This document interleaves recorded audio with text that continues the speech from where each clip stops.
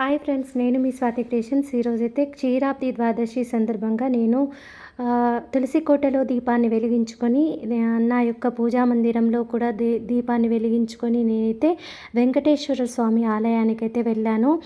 ఈ క్షీరాబ్ది ద్వాదశి రోజు ఎవరైతే దీపదానం చేస్తారో చాలా శ్రేష్టమైనది. ఈ కార్తీక మాసంలో దీపదానం అనేది చాలా శ్రేష్టమైనది అండ్ పుణ్య ఫలితాన్ని కూడా మనకు ఇస్తుంది. బియ్యం పిండితో దీపం చేసుకొని, బియ్యం పిండిలో మనము పాలని కలిపి దీపం చేసుకొని ఆవు నెయ్యితో పువ్వొత్తిని వేసి మనం దీపాన్ని దానం అనేది ఇవ్వాలి. లేకపోతే గోధుమ పిండితోనైనా చేసుకోవచ్చు. అండ్ ఉసిరిక దీపదానం కూడా చాలా శ్రేష్టమైనది. మనకి కలిగితే బాగా ఉంటే మనము వెండి దీపాన్ని దానం చేస్తే ఇంకా చాలా శ్రేష్టమైన ఫలితాలు అనేటివి వస్తాయి. మనకు కలిగినంతలో దానం అయితే చేయాలి ఫ్రెండ్స్. ఎందుకంటే చాలా మంచి శ్రేష్టమైన ఫలితాలు అనేటివి మనకు వస్తాయి, పుణ్య ఫలితాలు.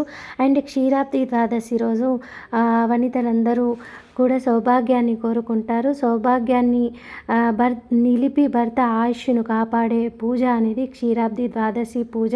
ఎవరైతే ఉసిరి చెట్టు కింద